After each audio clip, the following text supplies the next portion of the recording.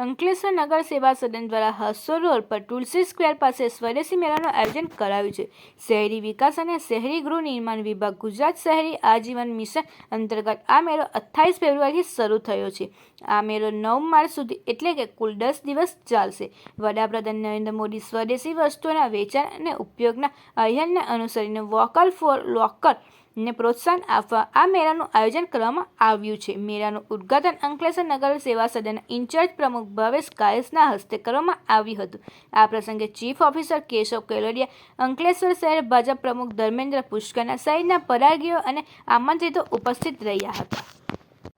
શહેરી વિકાસ વર્ષ 2025 અંતર્ગત આપણા અંકલેશ્વરમાં ગુજરાત સરકાર અને કેન્દ્ર સરકારની એક વોકલ ફોર લોકલની યોજના હેઠળ અંકલેશ્વરમાં સ્વદેશી મેળાનું આયોજન થયું છે।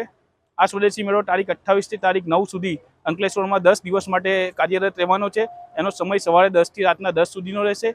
આની અંદર આપણા દેશમાં, આપણા રાજ્યમાં બનાવેલી વસ્તુઓનું વેચાણ થશે, પ્રદર્શની છે। લોકો અહીંયા આવશે અને દેશના અર્થતંત્રને મજબૂત કરવા માટે, વોકલ ફોર લોકલના સપનાને મજબૂત કરવા માટે અહીંયાથી ખરીદી કરી દેશના જે કારીગરો છે, દેશના જે ઉદ્યોગકારો છે, એનું ખરીદી કરીને દેશના અર્થતંત્રને મજબૂત કરશે। એટલે મારે અંકલેશ્વરની જનતાને અપીલ છે, સ્વદેશી મેળાની ફરજિયાત મુલાકાત લો અને આપણા લોકલ ફોર વોકલના સપનાને સંપૂર્ણ સાર્થક કરો।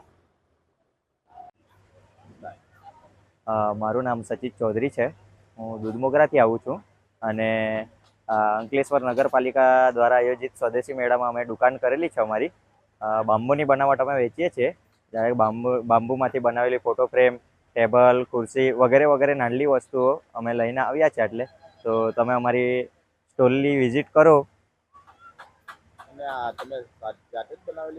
હા હા, આ બધું હેન્ડીક્રાફ્ટ જ છે, જાતે હાથથી બનાવવામાં આવેલો સામાન છે બધું, ને તે બધું અમે લઈને આટલા આવ્યા છીએ। તો તમે વિઝિટ કરો એવી મારી વિનંતી છે।